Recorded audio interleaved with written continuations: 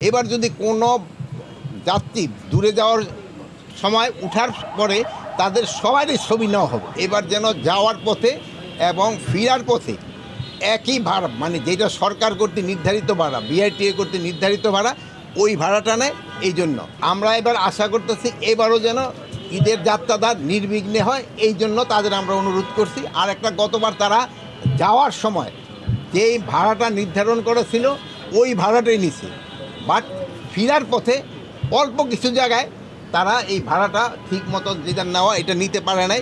এবার যেন যাওয়ার পথে এবং ফেরার পথে একই ভাড়া, মানে যেটা সরকার কর্তৃক নির্ধারিত ভাড়া, বিআরটিএ কর্তৃক নির্ধারিত ভাড়া, ওই ভাড়াটা নেয়।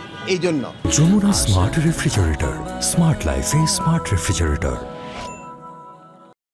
এবং এবং এই যে শিমুল ভাইয়েরা আছেন, এরা সবাই এগ্রি করছে যে আমরা কোনো অবস্থায় সরকার কর্তৃক নির্ধারিত ভাড়ার বেশি নিব না।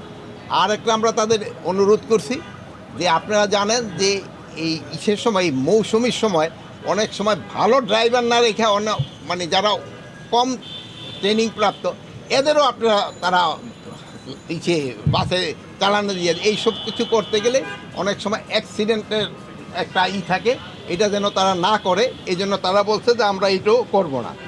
আর একটা অনেক সময় দেখা যায় যে যাত্রীদের দুই একটা জায়গায়, যদিও আগেও এটি হইতো, বাট এখন সংখ্যাটা অনেক কম সেই ডাকাতি বাট আপনাদের আমরা খবরটা পেয়ে যাই তাড়াতাড়ি। এবার যদি কোনো যাত্রী দূরে যাওয়ার সময় উঠার পরে তাদের সবারই ছবি নেওয়া হবে।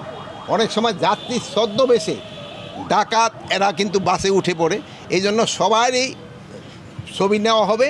এবং এই ছবিটা শুধু যেই সময় একেবারে লাস্ট, যেমন ধরেন আমিনবাজার থেকে আর তারা কোনো যাত্রী নেবে না, তা আমিনবাজারে ছবি উঠে বাসের দরজা তারা বন্ধ করে দেবে। কিন্তু কিছু কিছু লোকাল বাস আছে, যেমন ধরেন আমিনবাজারে পরে হয়তো আবার সাভার গিয়ে তাদের ছবি উঠাইতে যাত্রী উঠাইতে হবে। তো আমিনবাজারে তো একবার ছবি উঠাই নেবে সবাই, প্লাস এই সাভারে যাওয়ার পরেও যেই সব নতুন যাত্রী উঠবে তাদেরও ছবিগুলি তারা উঠাবে। এই ছবিগুলি থাকবে। প্লাস আরেকটাও করা হয়েছে, যেখানে প্রতিটা বাসে 3 জন করে লোক থাকে।